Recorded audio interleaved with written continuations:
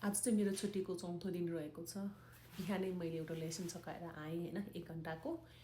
अनि बल्ल घरभित्र पुगेको छु, त्यही भएर यो भिडियो बनाउँदैछु। म चाहिँ सानो ठाउँमा बस्छु अनि यहाँ चाहिँ सबै कुराहरू चाहिँ वकिङ डिस्टेन्समै छ के। तपाईँ स्टोर जानुहुन्छ, अब ग्रोसरीको लागि जानुहुन्छ भने मेरोबाट चाहिँ मेरो ग्रोसरी स्टोर भनेको 11 or 12 मिनट मात्रै लाग्छ।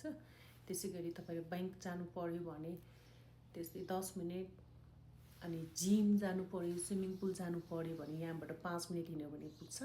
अनि कस्तो भने सबै कुराहरू चाहिँ नजिकै छ क्या। त्यो भएर चाहिँ मलाई बस्नको लागि कस्तो सहज महसुस हुन्छ। अब टाढा जानु पर्यो, सिटीहरू जानु पर्यो भने चाहिँ 45 मिनटको डिफ्रेन्टमा, त्यसै 3 घन्टाको डिफ्रेन्टमा रहेको छ। अरू कुराहरू भनेको चाहिँ सबै कुराहरू राम्रो छ होइन। मलाई चाहिँ कस्तो लाग्छ भन्दाखेरि म एउटा शान्त ठाउँमा बस्न रुचाउँछु के। त्यही भएर मैले चाहिँ यो ठाउँ प्रिफर गरेको छु होइन। तपाईँहरू पनि अब शान्ति रूपमा बस्न चाहनुहुन्छ होइन, आफूलाई पिसफुल माइन्ड, अनि आफूलाई के गर्न चाहनुहुन्छ भने चाहिँ आफ्नो लागि आफैले समय दिन चाहनुहुन्छ भने चाहिँ म चाहिँ के प्रिफर गर्छु भन्दा स्मल टाउन इज बेटर के, कम्पेरिजन टु सिटी है।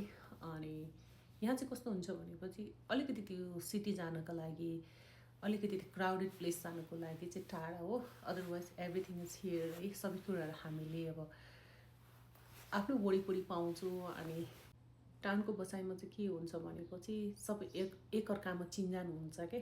किनभने अब सबैजना जाने भनेको एउटै सपिङ सेन्टरमा हो होइन।